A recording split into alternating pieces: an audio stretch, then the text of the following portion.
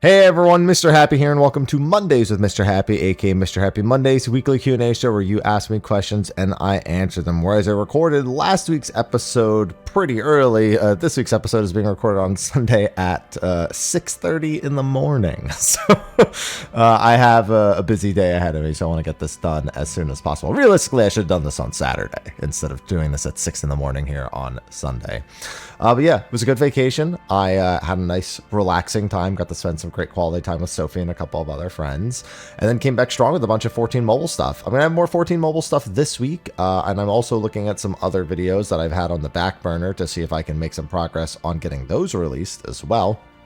But for today, it's going to be kind of chill. This will be the only thing I'm doing today on this Sunday. Some Savage Coil videos coming this week, some 14 mobile guides coming this week, some 14 mobile new player recommendation videos, things that they should be doing. A lot of 14 mobile stuff, actually. And then we should have a live letter in like 2.5 weeks. I'm sorry, 2.5 weeks? Like, yeah. No, that's about right. Like a little bit more actually, 2.5 weeks. So we're going to roll pretty well into the next patch with plenty of stuff on the channel. So without further ado, I say we get started with the Q&A. Shout out to our sponsor, SteelSeries, of course. They have supported me through thick and thin, and so if you're ever looking for some new hardware, be sure to ask questions, be sure to give them a look. I have a 12% discount code that works year-round, but if they have a better discount code on their site at any given time, use my link, use the other discount code. It's better than you not getting any, you'd rather you get more of a discount than less. The affiliate link matters more. The discount code's just there for when they don't have any. Also, shout out to the sponsors over on Patreon. I know we had a new patron pop up over there. Let me see. Do I have it right here? Where is it?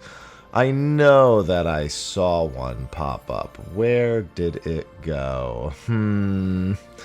I know I saw it. Why is it not showing for me? I'm going to type it in real quick. This is when I think of something in the middle of a recording and I don't like double check it before I start. Yeah, Tat Tats. That's what it was. Yeah, Tat Tats. Thank you, Tat Tats. Tats. There we go. I made it work. Thank you. Thank you for your support. I appreciate it a lot.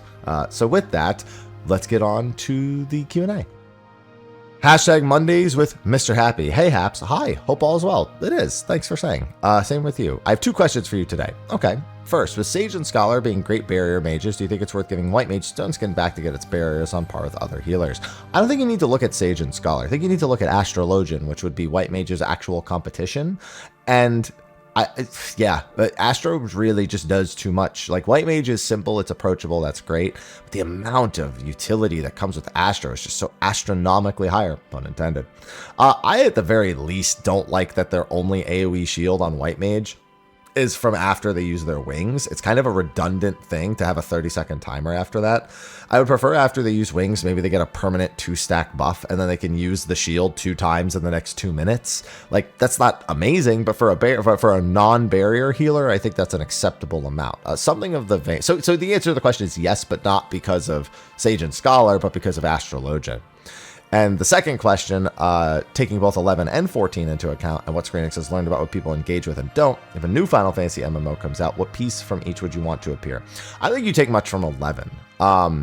11, it was a product of its time, and its popularity, while it's not insignificant now, it's worth saying that between private servers and retail, 11 has a decent amount. So much so the developers are kind of constantly surprised that they're not just like being told to abandon it. They're actually being given the green light to do a lot of things for the game. I really thought we would have had like them working on an 11 offline or something like this at this point, but no, they're still doing stuff, and that's pretty crazy. But I think that anything that you could learn from 11 doesn't represent the audience now, and the more things you do that represent 11, the more things that kind of fall to the wayside. Like, if the whole game was Eureka, there would be people who liked it, but there would be a lot of people who don't. There'd probably be more people who don't, given the average reception of field op content.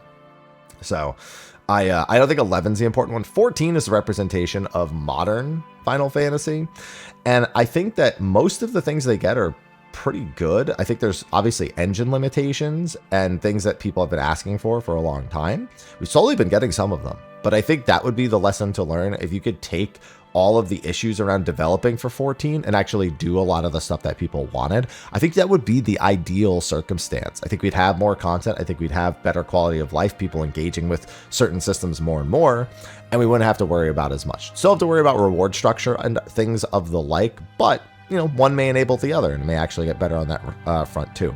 But don't expect another Final Fantasy MMO. Just don't. Hashtag Mondays with Mr. Happy. Thank you for your time. Thank you. I'll take that as a hello. With all the negative or lukewarm response with Dawntrail and their post 7.x content, hold on, I'm going to move this over here because I've been having OBS issues as of late. As story, etc. What do you feel has been successful? What do you think are the positives and highlights from this last year, and what should Square Enix continue to with or double down?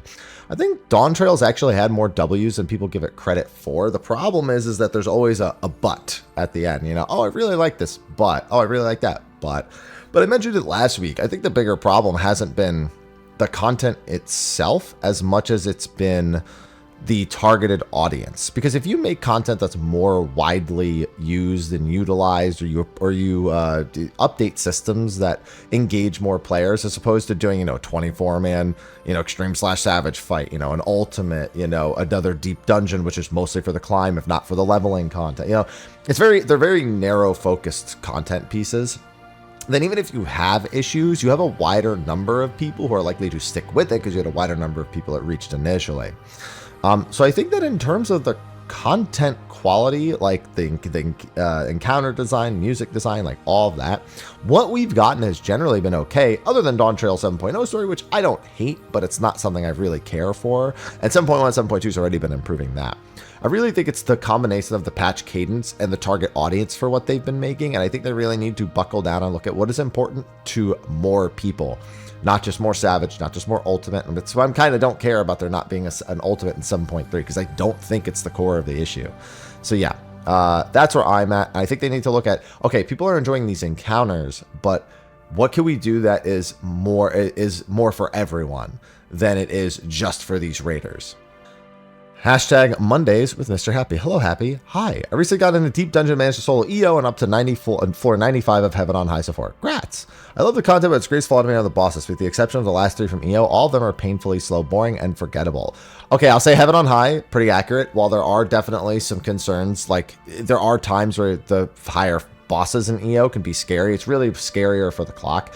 Palace of the Dead has the more deep dungeony bosses where like the kiting around and the spacing of like where the boss is and what the boss's mechanics are is a lot more important. EO, they're far more traditional bosses, and Heaven on High, they're like really, really light versions of the same bosses that have been fought elsewhere. So yeah, no, you're totally not wrong if you've only done Heaven on High and EO. Worst part is that being fall asleep at the wheel, you'll get one shot. Yeah, my opinion, they should do well thought out bosses at 30 for the story and one at 100. Well, at 99, you'll learn. You know about that then. Or do one at 30 plus 80, 90, 100. Its difficulty ramps up from 71. All our floors should be standard.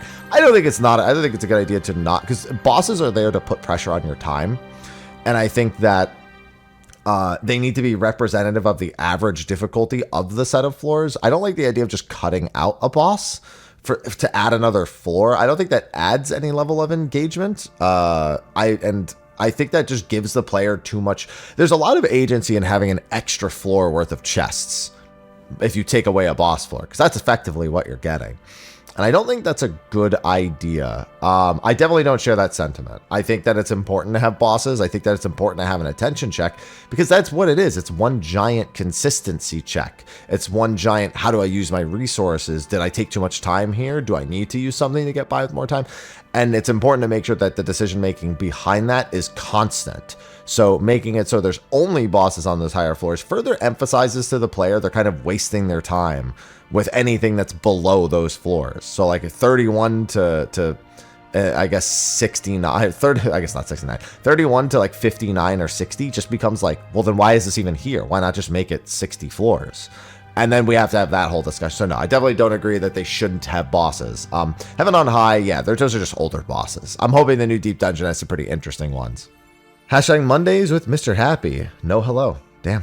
During DTEX3, there was a hole-in-the-wall mechanic that didn't make it its way to extreme. My friend and I were very sad that we didn't get more hole-in-a-wall. I think they should add hole-in-a-wall to the gold saucer. You just really want to say hole-in-a-wall is what I think it is.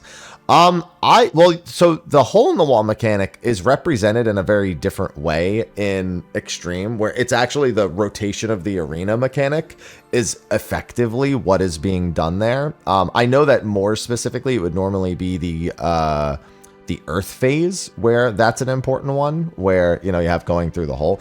But I just don't think it was it's one of those mechanics where it wasn't really that important. They probably also saw that a lot of people struggled with the depth perception on the mechanic originally and thought maybe that the visual clarity of the mechanic wasn't good enough. So yeah, I mean, I don't really care about hole in the wall that much. I really liked EX3, so I was really pleased with what we got. Hashtag Mondays with Mr. Happy. Hey, Happy. Hi. A while ago, I remember you asked if they were considering adding new job weapons to older ultimates, and so far it seems only Viper and Picto had one. Yeah, they said it would be really slow. They said that, yes, we do have some immediate plans and that we will continue to work on it into the future, but it is not a priority. So, like, when it happens, it happens. So it could take ages. So, yeah, do you know if it's still in the works? Yeah, they've just said that it was going to be a long time. So, honestly, just don't expect. Like, if it happens in a patch, don't be like, oh, nice, they did that. But not to like expect it at any given specific schedule. Hashtag Mondays with Mr. Happy. Hello. Hi. Thank you for being a great guide for 14. It helped me tremendously when I was a beginner to the game and MMOs in general. You're welcome, and thank you for watching. Anyway, don't you think the format of live letters is outdated? A lot of games make their updates in shorts like Lost Ark. Riot also is doing a dev drop frequently, as well as Blizzard. I think it makes sense within the context of how 14's dev team has to cross-language communicate with the rest of the world. So the reason why they can do that is because all the little details are usually answered in very frequent developer forum posts. And a lot of that stuff is done via, well, I mean, Lost Ark will post like a 2-minute video, but Lost Ark is, I don't know if we want to use Lost Ark as an example anymore. That's probably not a good idea. But Riot, they frequently have their devs going to the forums and answering the micro questions, whereas our developers would have to either the Western teams need to bring it to the JP teams, the JP teams need to issue a response and then head back. If they do it with every single question, they probably just don't want to do that. So it makes sense given the fact that we don't get a lot of the questions answered in on the forums directly by the devs that frequently. So 2-hour-long live letter, not interested. No, I think it's nice. I actually like having this kind of almost what is it called? This like showcase, like Xbox showcase level event for everyone to see a piece of information, ask questions with themselves about it. It effectively is like being at a lecture, but everyone's allowed to talk. And so anytime something happens, everyone can just like look at each other and be like, oh, yo, I wasn't expecting that. Or, yo, that's really cool. Yo, what do you think about that? It's basically giving us time to discuss it while we're watching it live. So I'd say if you're watching it alone and you're not engaging in discussion in any capacity, yeah, it probably doesn't feel great. Fortunately, plenty of creators, Mione, myself, plenty of others, we all create our own digests based on what we see, but we also integrate our opinion and then encourage discussion in other places where you can usually get something far more succinct, even if it's still going to take quite a while between thoughts and what's actually being said. So I do like the format, and I would hope that they would continue that format going forward. Hashtag Mondays with Mr. Happy. Hello, Happy. Hi. When Ninja went through its rework around 5.1, Paladin is still the only job that generates his oath gauge through auto attacks. Don't you think we'll see an update to the generating via skill use? So even in 14 mobile, where while it's not an auto attack, the basic attack for Paladin does generate it. It is not the only thing that generates it, but it is also used on offensive skills on 14 mobile. I think if they, so A, I hate that it's based on auto attacks. B, I think that's the reason they haven't considered changing it is because it is just used for a couple of defensive skills. If they change it to use it for offensive skills, yes, I do think they will change it to be from skills, but I think that's the reason why they haven't bothered to change it for Paladin. They probably just don't see it as integral to the job. Because like Ninja, if they don't get their gauge, their buff windows are screwed. Like they just don't have a good time in buff windows. Their decision making becomes a lot weirder, and they're just not as efficient. If a Paladin doesn't get their gauge, they don't have Sheltron. You know what I mean? Or intervention, it's like that sucks. Like they could be really important but it's not like, oh no, I don't have intervention. So, and paladins have learned to play around that. So yeah, I do think it can probably use some updating, but I don't think it's as important. I think it will happen though. Hashtag Mondays with Mrhappy. Hi. Do you think it would be possible to have different mount selections? And let's say I have a mount selection of all white mounts.